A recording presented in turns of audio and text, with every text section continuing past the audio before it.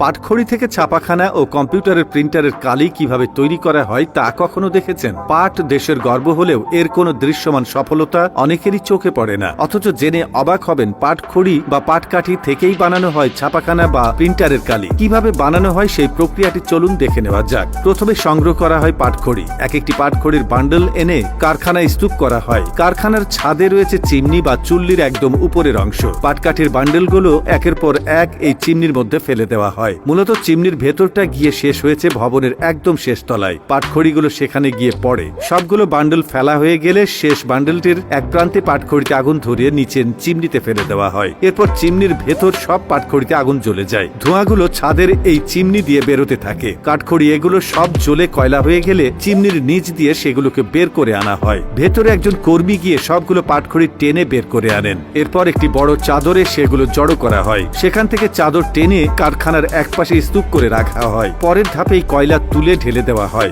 Grinder মেশিনের ভেতর। এই মেশিন থেকে কাঠখড়ির কয়লাগুলো একদম গুঁড়ো হয়ে বেরিয়ে আসে। চায়ের গুঁড়োগুলোকে বস্তায় ভরে মেশিনে ওজন মেপে তারপর প্যাক করা হয়। সবশেষে এই প্যাকেজগুলো পাঠানো হয় সেসব কারখানায় যেখানে ছায়ের গুঁড়ো থেকে কালি তৈরি করা হয়। মূলত ছায়ের এই গুঁড়োগুলো হচ্ছে কার্বন। এই থেকে উন্নত মানের কালি তৈরি করা যায়। দেশ থেকে এখন বিভিন্ন দেশে এই পাটখড়ির ছাই রপ্তানি হচ্ছে। পাটের কোনো কিছুই এখন আর মূল্যহীন নয়। একসময় পাটকাঠি ফেলে দেয়া হতো, কখনো বা রান্নার জ্বালানি, আবার ঘরের বেড়া তৈরিতে ব্যবহৃত হয়। পাটকাঠি কিন্তু এখন বিশ্ববাজারে চাহিদা বেড়েছে। বিগত সময় পাট চাষিরা চাহিদা অনুযায়ী পাটের দাম না পেলেও এখনো পাটখড়ি দিয়ে তা পুষিয়ে নেওয়ার চেষ্টা করছেন। এখন চাষিরা পাট ঘরে তোলার পাশাপাশি পাটের কাঠি আগের মতো অবহেলায় না ফেলে রেখে যত্ন করে শুকিয়ে রাখেন। পাটখড়ি বা পাটকাঠির কার্বন চারকোল নামে পরিচিত। চীন সহ বিভিন্ন দেশে পাটকাঠির কার্বন থেকে আতশবাজি, পেপার, প্রিন্টার ও ফটোকপিয়ারের কালি, মোবাইলের ব্যাটারি, ফেস ওয়াশের উপকরণ ও প্রসাধন পণ্য, পানির ফিল্টার, ধ্বংসকারী ওষুধ, জীবন রক্ষাকারী ওষুধ, দাঁত পরিষ্কারের ওষুধ ও